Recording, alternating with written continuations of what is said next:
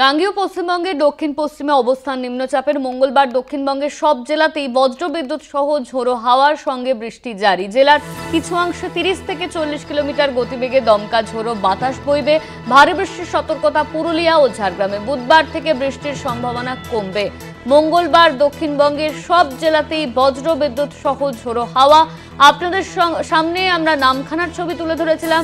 নামখানা, সেখানে যে ছবি আমরা দেখলাম, সব জায়গা কিন্তু জলে ডুবে রয়েছে। অন্যদিকে নদী ফুলে ফেপে উঠছে। এই এক নাগারে বৃষ্টির কারণে ট্রলার দাঁড়িয়ে রয়েছে। মৎস্যজীবীদের সমুদ্রে যেতে নিষেধ করা হয়েছে। এই বৃষ্টির কারণে জল ফুলে ফেপে উঠছে, সেই কারণে কিন্তু ইতিমধ্যেই মৎস্যজীবীদের সমুদ্রে যেতে নিষেধাজ্ঞা করা হয়েছে। অন্যদিকে ব্যারাকপুরের ছবি আপনাদের সামনে আমরা তুলে ধরেছি, সেখানেও কিন্তু একই ছবি।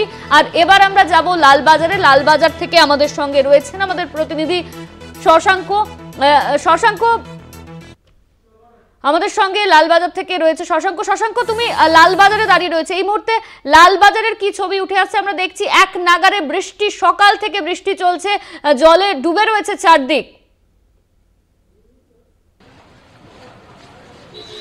দেখো, যেমনটা আলিপুর আবহাওয়া দপ্তর জানিয়েছিল যে বঙ্গের 5 জেলাতে অতি ভারী থেকে ভারী বৃষ্টির সম্ভাবনা, সেটা কিন্তু একেবারে মিলে গেছে।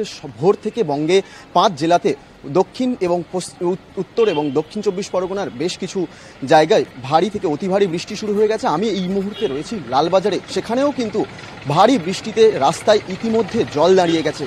বলতেই পারো হাঁটু সমান জল, কিছুটা হাঁটু থেকে কম হলেও প্রতিদিন যারা বাইরে বেরোন কাজের সূত্রে এবং দোকানপাট সব কিন্তু বিঘ্ন অবস্থায়। যারা প্রত্যেকটা দিন বাইরে বেরোন বাড়ি থেকে, তাদের কিন্তু ইতিমধ্যে প্রচণ্ড ভোগান্তির মুখে পড়তে হচ্ছে। এবং এই যে লালবাজারের যে এরিয়াটা, লালবাজার চত্বরের যে রাস্তা, তা কিন্তু একেবারে হাঁটু সমান জল।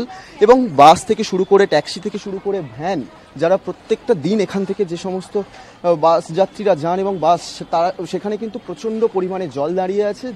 নিত্যযাত্রীদের ইতিমধ্যেই সেই ভোগান্তি শুরু হয়ে গেছে। তবে কলকাতা কর্পোরেশনের তরফ থেকে কিন্তু ইতিমধ্যে ম্যানহোলগুলো খুলে দেওয়া হয়েছে এবং এখানে জল খানিকটা আস্তে আস্তে সরছে। তবে এখনও আকাশ মেঘলা।